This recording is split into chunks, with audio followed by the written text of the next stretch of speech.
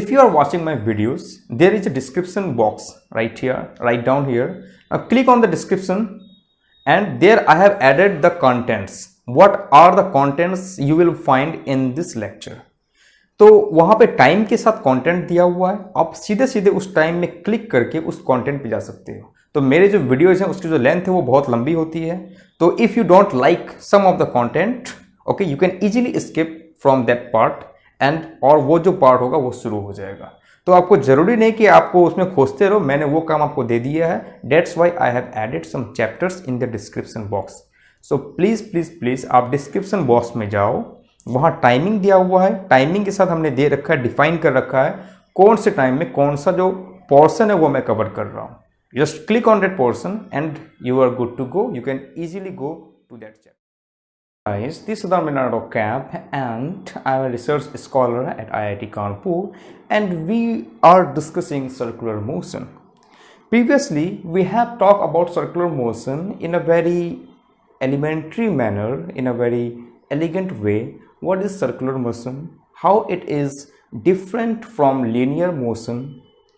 And as you know, in linear motion there are pretty much things like positions, velocities and acceleration, how these guys are changing when we are entering towards circular motion. And we have also stressed very much on the polar coordinate system, because in linear motion we had this kind of system like we call Cartesian system or Euclidean coordinate.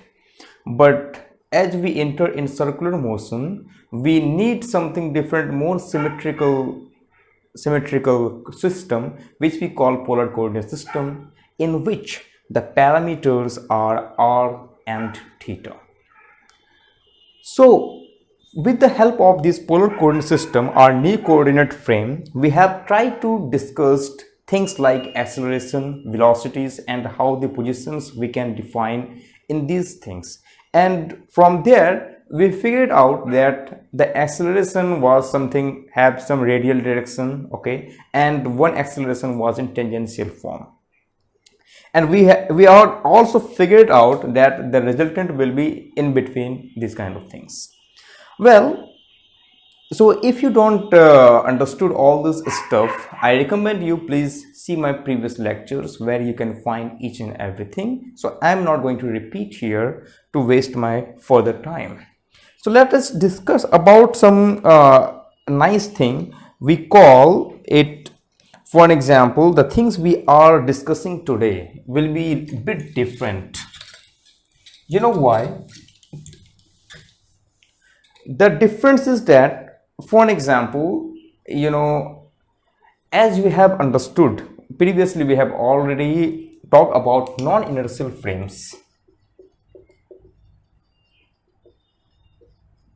The non-inertial frames where your frame means your coordinate system is acceleration, okay. For an example, here is your coordinate system which is in rest or having maybe constant velocity, we call it inertial system. And with respect to this, maybe you can make some system like here which having some acceleration, it can accelerate, okay. So any frame which accelerates, we call it non-inertial system.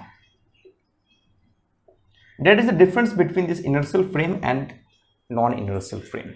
And we have already seen that the pseudo force arises in non-inertial frame is because of this coordinate artifact. So we want to understand how the Newton's equation transform from one frame to another frame. So this frame was my inertial frame, this was my non-inertial frame, which we call S dash. A non-inertial frame is a frame where this frame accelerates. This is something accelerates. But here जब हम बात कर रहे हैं frame की, तो हम we are in a circular motion, so something is actually rotating. So अब मैं ये कह रहा हूँ कि ये जो फ्रेम है ये एंगुलर वेलोसिटी से, कांस्टेंट एंगुलर वेलोसिटी से रोटेट कर रहा है. So you can simply say that when this is omega, this is constant, जब ये ओमेगा कांस्टेंट है तो ये एक्सेलरेट कैसे हुआ? ये एक्सेलरेट इसलिए हुआ because when we discuss circular motion there are two accelerations, one is radial Radially inward, we call it centripetal acceleration, and another one is tangential acceleration.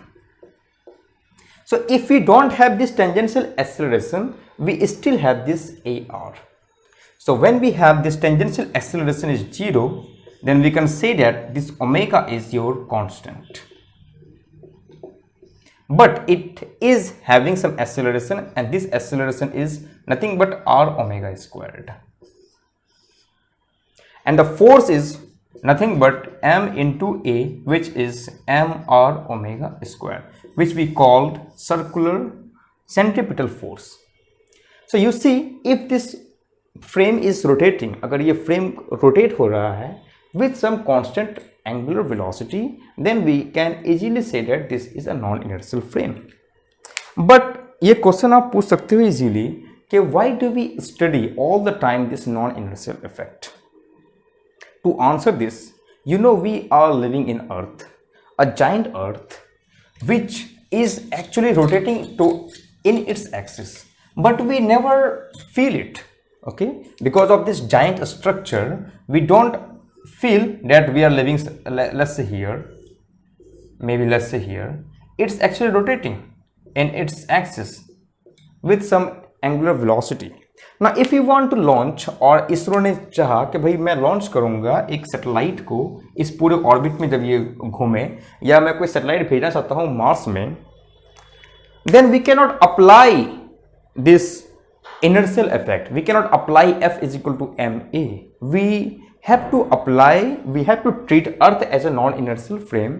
और मुझे ये समझना पड़ेगा कैसे जो ट्रांसफॉर्मेशन होता है वन फ्रेम से अनदर फ्रेम में, F is equal to M A जो ट्रांसफॉर्म होगी इनर्शियल टू नॉन इनर्शियल क्या होगा, क्योंकि F is equal to M A non inertial frame में भी वैलिड है अगर आप उसमें कुछ कनेक्शन कर दो, या आपको पता है कि वो कैसे मूव करता है या कैसे ट्रांसफॉर्मेशन आती है, then we are good. That's the well thing about this Newton's equation कि it's valid in non inertial frame also, but with some corrections.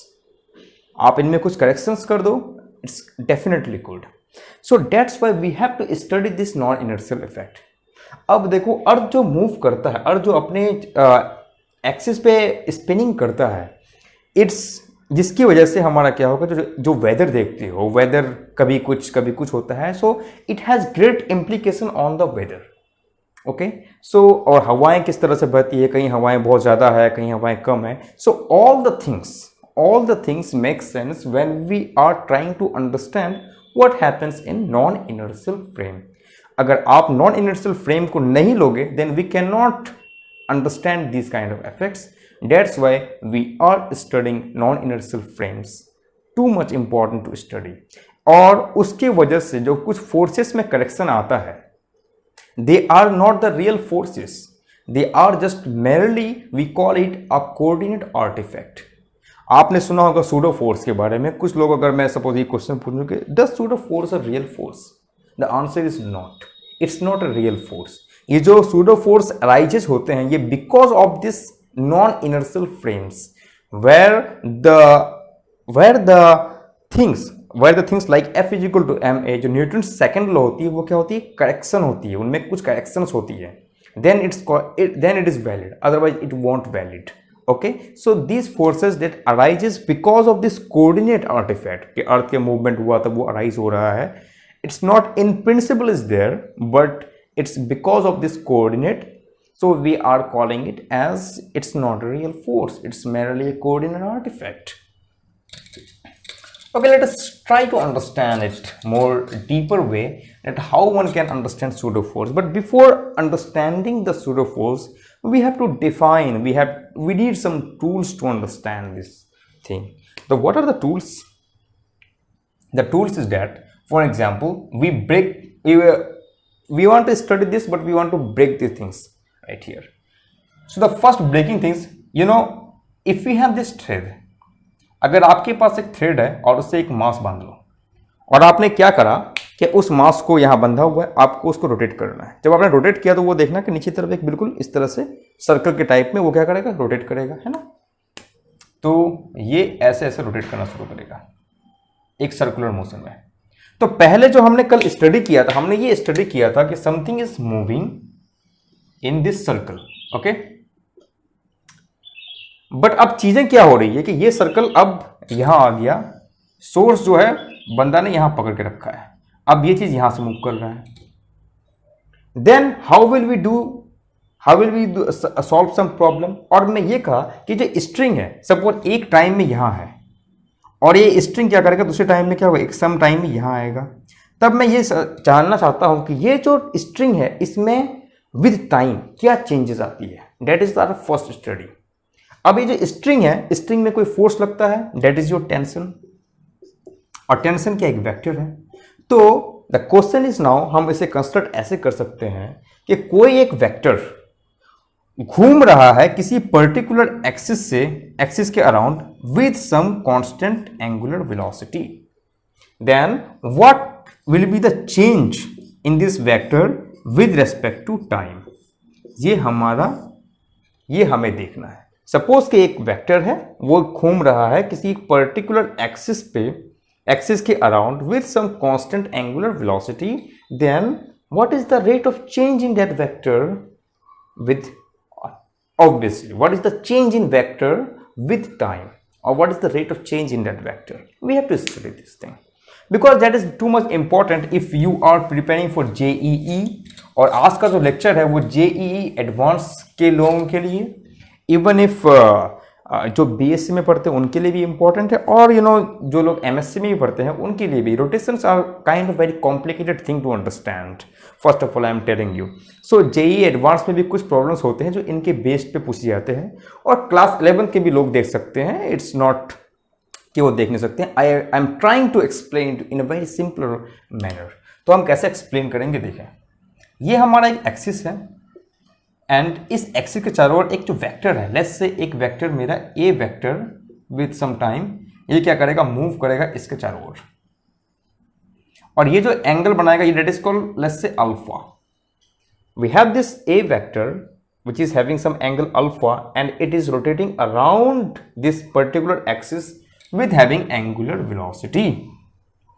After some time क्या करेगा, ये जो वेक्टर यहां लिया, ये वेक्टर कहीं इस पॉइंट पे जाएगा, तभी तो ये मूव करेगा। बट वो जो वेक्टर रहेगा वो सेम रहेगा, but this vector will shift at some time del T. तो आपने जब वेक्टर का कंसेप्ट पढ़ा होगा तो ये क्या होगा, ये ऐसे जाएगा। I think it's visible to you. So the vector at some time it's having this arrow.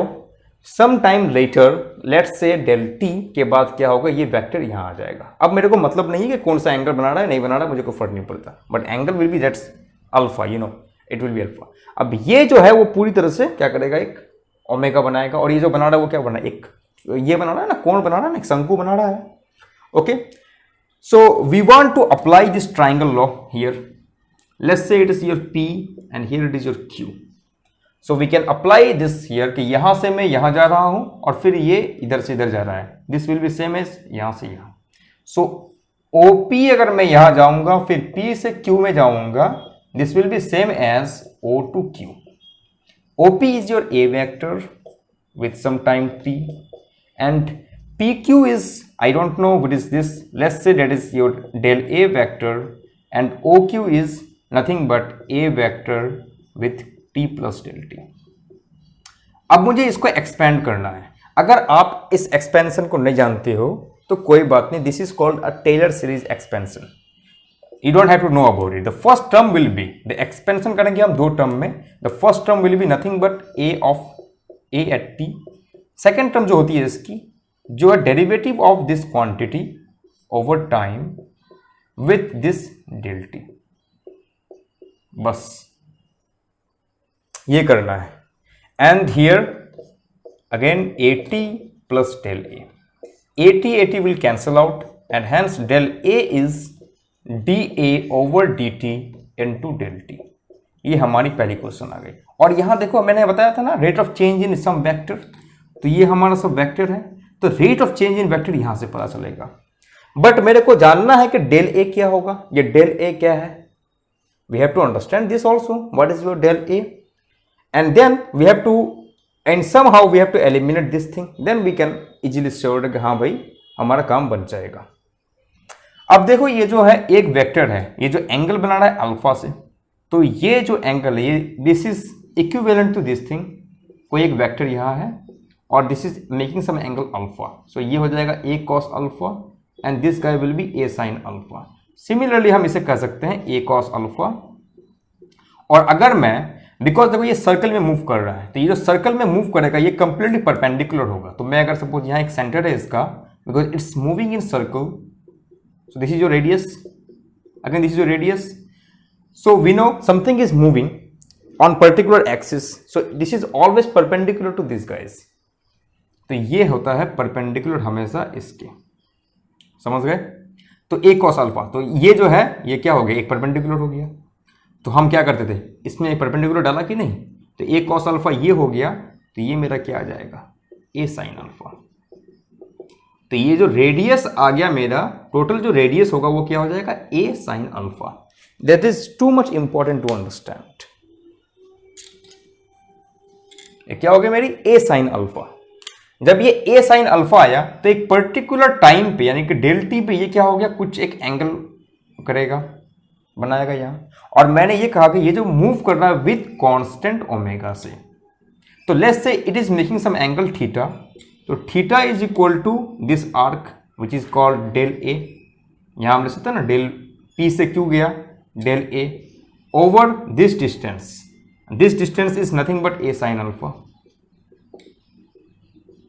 Now theta को हम क्या लिख सकते हैं, theta is equal to omega into T, because we don't have any tangential acceleration, it is moving with some constant angular velocity.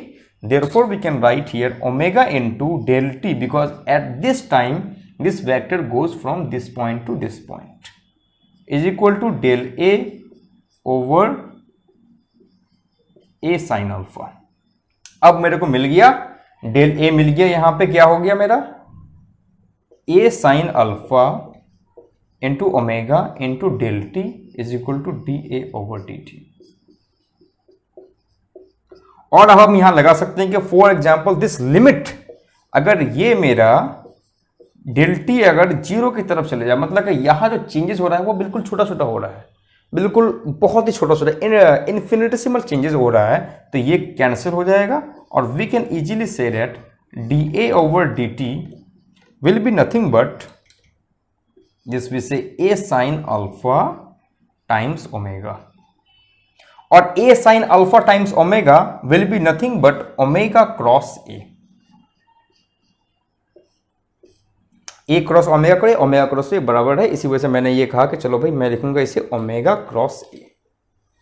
This is nothing but how a vector changes with time if it is revolving around its having rotation around any fixed axis, और ये जो revolving कर रहा है वो कोई constant angular velocity से कर रहा है which is your omega. That is the more important thing about this thing, कि अगर D A by D T तुम निकालोगे तो ये ओमेगा जाएगा क्रॉस ए वेक्टर, यानी कि जो भी वेक्टर यहाँ आएगा। तो ये एक बहुत जनरल रिजल्ट है जिसे हम इस तरह से लिख सकते हैं। अब ये कोई भी वेक्टर हो, मुझे कोई फर्क नहीं पड़ता, ये जो वेक्टर होगा, so D by D T some quantity is equal to omega cross some quantity, जो ये भी यहां बैठा दो ये काम बन जाएगा। It will give you the change with respect to this thing. अब चलो हम इसके बेस पे कुछ प्रॉब्लम्स करते हैं, एक सिंगल प्रॉब्लम करते हैं और उसमें देखते हैं कि ये कैसे, ये मैं जैसे मैंने बोला कि वही वाला प्रॉब्लम करते हैं।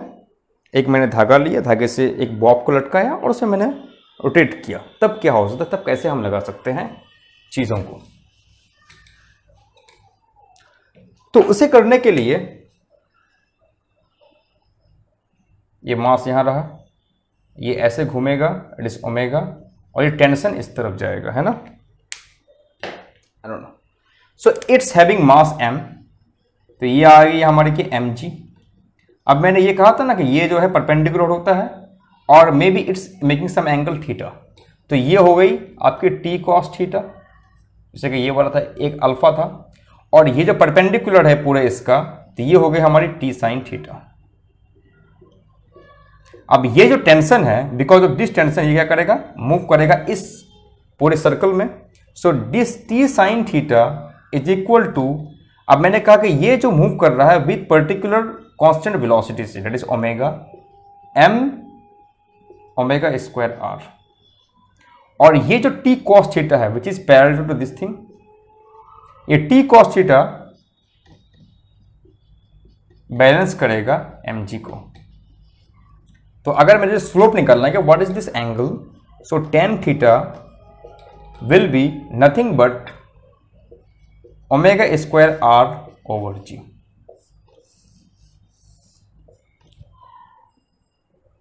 समझ आई बात?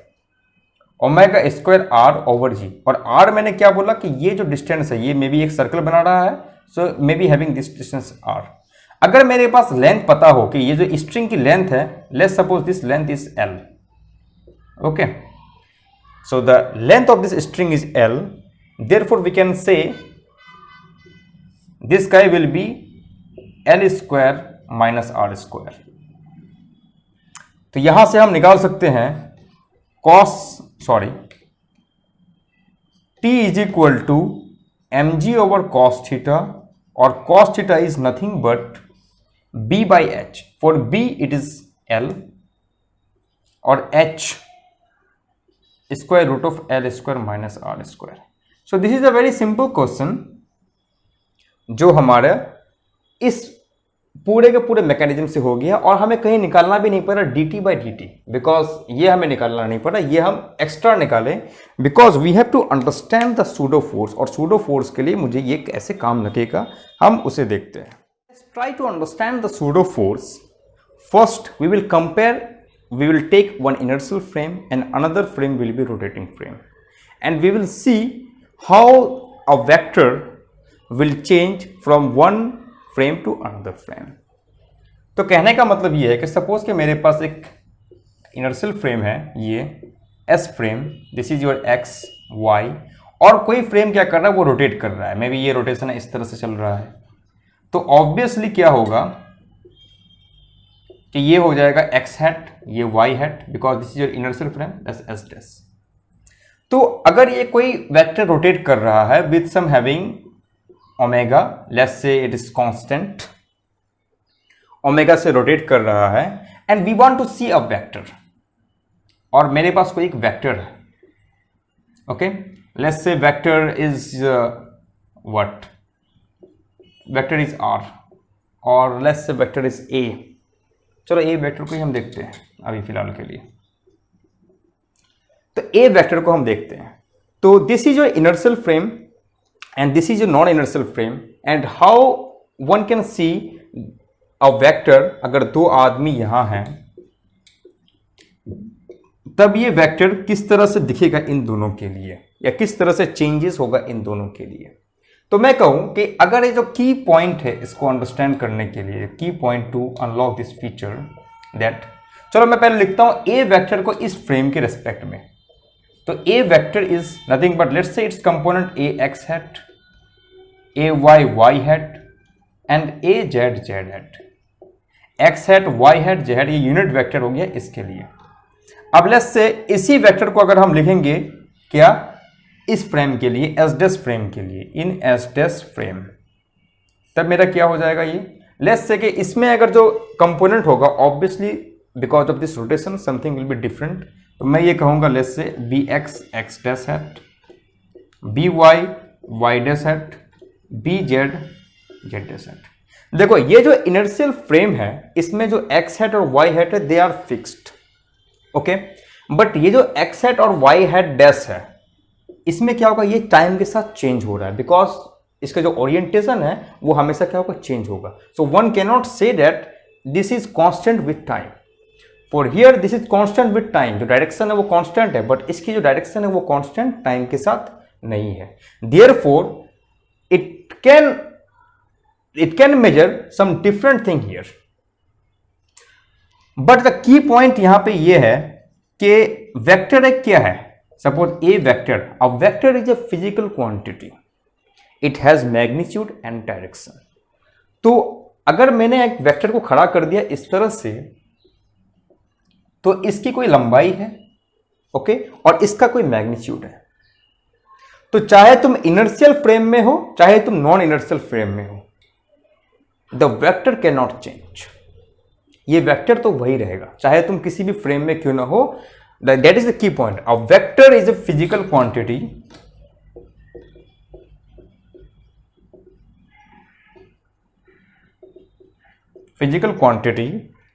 which has magnitude and some orientation, some direction, and this is same for any observer। चाहे तुम किसी भी जगह क्यों ना रहो, ये हमेशा सेम होना चाहिए because it's a very physical quantity. अगर मेरे पास ये आर्ग्यूमेंट है तो मैं ये कह सकता हूं कि ये जो वेक्टर है, A vector in inertial frame will be same as A vector in rotation frame. ठीक, तो अब हम ये देखते हैं कि अगर मैं इसको rate of change in time and time के साथ चेंज करूं तो क्या इफेक्ट पड़ेगा। D A vector by D T at inertial frame will be some vector dA by dt in rotation frame। Now in inertial हम ये लिख सकते हैं वेक्टर को, in rotation मैं यहां लिख सकता हूं।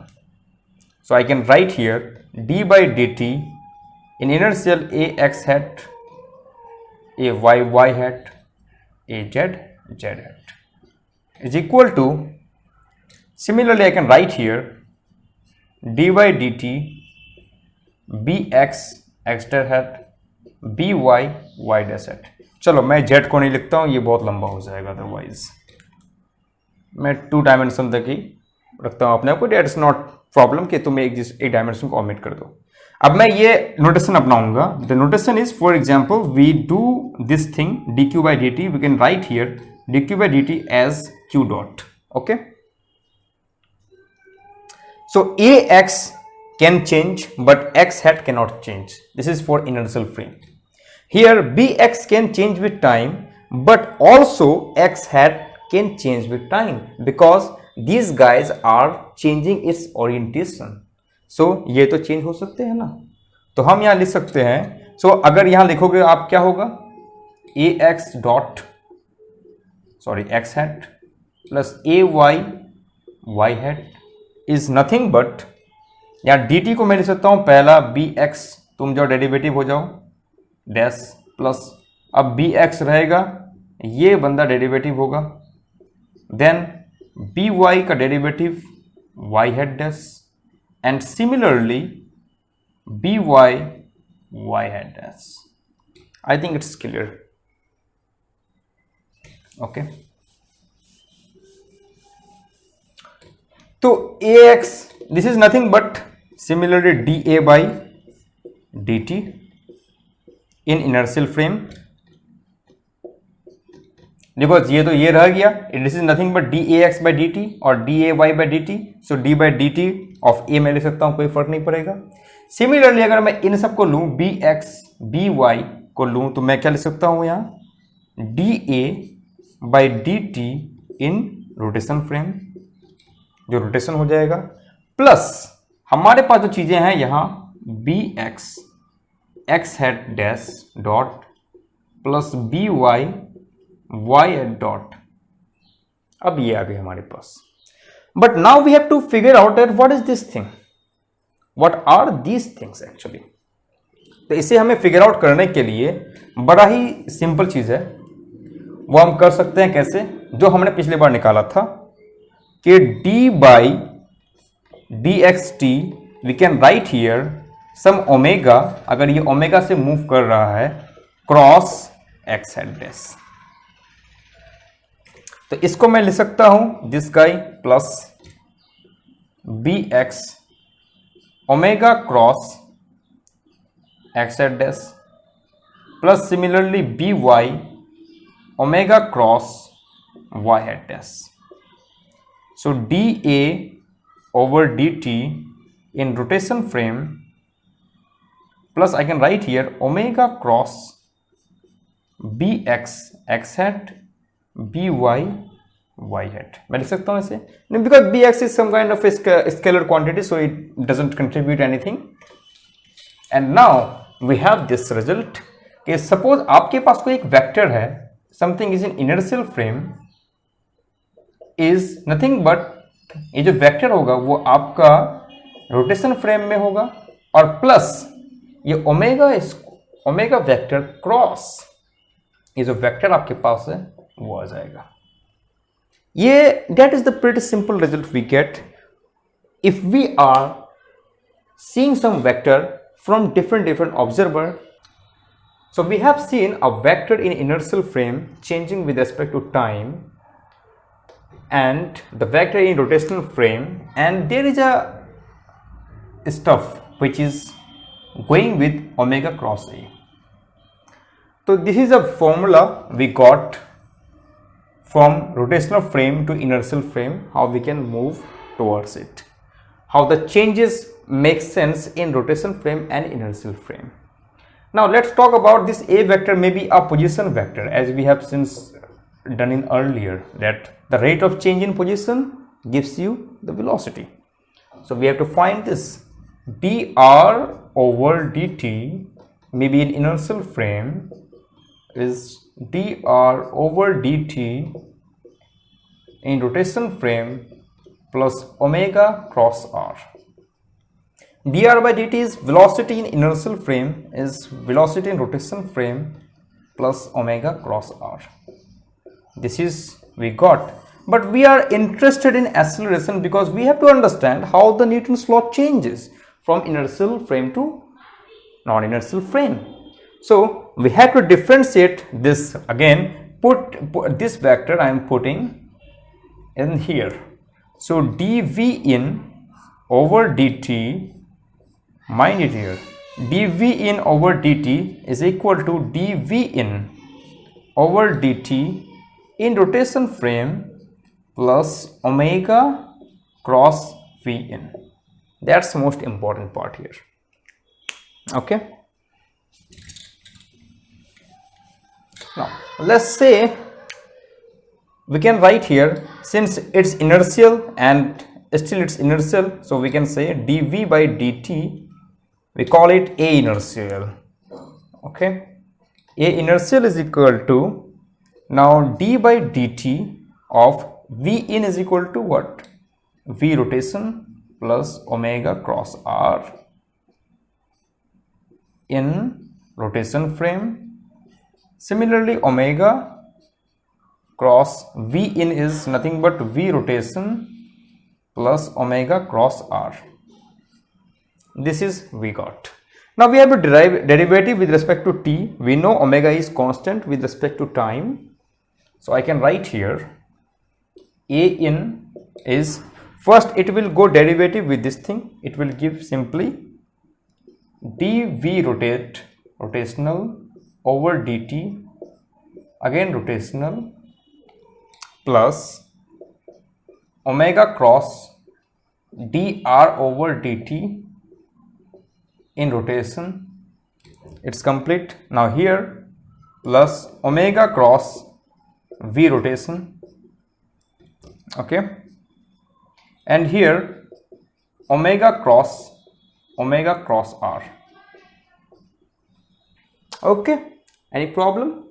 Now we can write here A inertial. Now its rotation, I can write here A rotation plus omega cross v in rotation, and this is also in rotation, so this omega into v 2 times, that is why 2 omega cross v, and here it is omega cross r. This is the change we are seeing from one frame to another frame, because if there would not be change, then A inertial would have equal to A rotation. But because of this non-inertiality of the frame, we got two more things, omega cross v and omega cross r.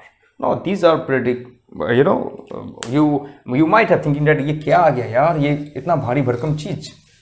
हाँ, ये तो भारी भरकम चीज है, लेकिन let's dig deeper. So I can write here a rotation, because inertial में तो मैं ठीक हूं, ओके। तो a rotation is nothing but a inertial minus 2 omega cross b minus omega cross r. A inertial, we don't care about this thing. Now this is called, now this whole thing, if we want to multiply by m, so this will be F rotation is equal to some F plus F fictitious. We call it a fictitious force, a pseudo force, or we call it a fictitious force. So F fictitious is equal to the negative, it will be always negative of something. So negative of 2 omega cross phi, now we have to multiply by time mass, and negative of m omega cross r. This is your thing. Now this force we call it a Coriolis force. अब इसमें देखो कि तुम्हारा जो velocity है उसमें क्या होगा, वेलोसिटी आई वो कहां से, वो लीनियर वेलोसिटी आई, because your this vector is changing, this vector whatever we are saying it's changing with time. तो जो चेंज हो रहा है वो ओरिएंटेशन में चेंज नहीं हो रहा है, ये ओरिएंटेशन ये किस में चेंज हो रहा है, ये टाइम के साथ छोटा बड़ा हो रहा है। Then we have this change also, छोटा बड़ा होने का change, and also it is spinning, okay. So we say it's Coriolis force. Now here we can see what is this guy. This is completely with rotation that we are having some vector r vector. So अब ये इसका जो distance है वो कोई change नहीं हो रहा है, the arrow is same, magnitude change नहीं हो रही, जो भी चेंज हो रहा है वो क्या कर रहा है, ए क्या कर रहा है, रोटेट कर रहा है। सो अगर मेरा वेक्टर फिक्स्ड है, ओके, अगर मेरा वेक्टर फिक्स्ड है, जैसे कि हमने कल बात किया था कि एक पॉइंट से दूसरे पॉइंट तक हमारा वेक्टर फिक्स्ड है, तब then we can eliminate this thing and here we have this centrifugal force, और इसे हम कहेंगे क्या, सेंट्रीफ्यूगल फोर्स। तो जब हम नॉन इनर्शियल से नॉन इनर्शियल की तरफ जाते हैं तो we have two forces, one is called Coriolis force and another is called centrifugal force. These two forces are not real, they are this coordinate artifact, they are the corrections in Newton's law which is necessary, otherwise we cannot work on non-inertial frames, okay। और इसे हम totally क्या कहेंगे, fictitious force करेंगे। और हमने ये भी देखा कि जो हमारा फ्रेम है वो क्या है, कांस्टेंट एंगुलर वेलोसिटी के साथ रोटेट कर रही है। ऐसा नहीं कि उसकी जो कांस्टेंट एंगुलर वेलोसिटी है वो हमेशा चेंज हो रही है, there is no any tangential acceleration still in the form, वो भी हम वर्कआउट कर सकते हैं। तो कहने का मतलब ये है कि जब भी आप कोई ऐसे फ्रेम में हो जहां पे क्या रोटेटिंग फ्रेम में हो, तो आपको करना क्या है कि सपोज कोरियोलिस फोर्स वहां नहीं है तो सीधे क्या सेंट्रीफ्यूगल फोर्स ला देना है। अब हम जरा इस फोर्स को देखते हैं थोड़ा डिटेल में कि ये फोर्स किस तरह का है। तो ये जो फोर्स है उसे डिटेल में जरा देखें हम। तो F fictitious force, sorry F centrifugal force is your minus omega cross r, यही है ना, और टाइम्स m, चलो m को नहीं देखेंगे हम, ठीक। तो इससे हम कैसे ब्रेक डाउन कर सकते हैं, we can break down like using this formula a cross b cross c, this is most important formula. One can write here b vector a vector dot c vector, इन दोनों को dot करो और ये multiply हो जाएगा सिर्फ b, तो ये देगा स्केलर मल्टीप्लाई हुआ किससे, सिर्फ b वेक्टर से। Negative of c vector a dot b, तो हम इसे कहेंगे बैक माइनस कैब, ओके। तो इस प्रोसेस को याद रखना, back minus cab is equal to a cross b cross c, okay. That is the thing will go now omega cross r, तब ये क्या देगा मेरे को, now b here is your omega, a is omega dot r है minus, अब ये क्या देगा, c मेरा क्या है r वेक्टर, और ये आएगा ओमेगा डॉट ओमेगा, यानी कि जो ओमेगा की डायरेक्शन है वो ओमेगा की डायरेक्शन है। तो अगर हमारी जो जिस तरह हमने कल लिया था एक सर्कुलर मोशन इस टाइप से है, ठीक है, और ये क्या करेगा, एक्सिस पे मूव करेगा, मे बी इस एक्सिस पे घूमेगा, या इसको हम ऐसे बना सकते हैं, इस एक्सिस पे मूव करेगा, this is fixed distance r, ठीक। और ये जो एक्सिस इसके थ्रू पास कर रहा है that is perpendicular to this thing, r पे परपेंडिकुलर करेगा। So for this case omega dot r is omega r cos theta, and because this perpendicular, so cos 90 is your 0, so this will go simply out. For this case only this will be 0 and omega into omega, because ये rotate कर रहा omega से, तो ये हो जाएगी मेरे की r ओमेगा स्क्वायर्ड। जो फिक्टिशियस फोर्स होगी वो मेरी क्या होगी, माइनस r ओमेगा स्क्वायर। तो F सेंट्रीफ्यूगल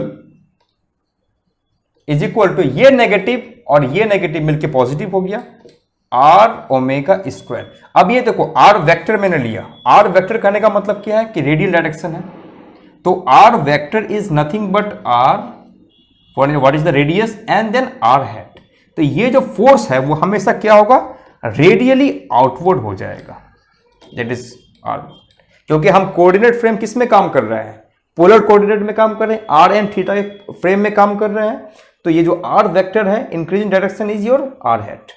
तो centrifugal force is nothing but r omega square, this is same as centripetal force, but ये जो चीज लग रहा है वो कहां लग रहा है, हमेशा रेडियली आउटवर्ड जाएगा।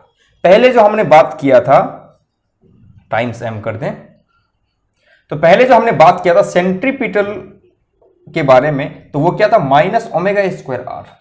और ए सेंट्रीफ्यूगल जो होगा, जब अगर हम ऐसे फ्रेम में होंगे जो नॉन एक्सीलरेटिंग होगा, सॉरी नॉन इनर्शियल होगा, तो हमारे पास ये क्या आ जाएगा, ओमेगा स्क्वायर आर। ये दोनों में फर्क आएगा, मीन्स ये इनवर्ड लगेगा तो वो क्या होगा, हमेशा बाहर की तरफ लगेगा। इसका एग्जाम्पल मैं दे सकता हूं। इसका एग्जाम्पल ये है कि सपोज कि तुमने एक मास लिया, एक तुम्हारे पास मास आया और यहां तुम इसे पकड़ के पूरी तरह से घुमा रहे हो, तब तुम्हें क्या फील होता है, तुम्हें ये फील होता है जब घुमाते हो तो समथिंग इज पुशिंग आउटवर्ड।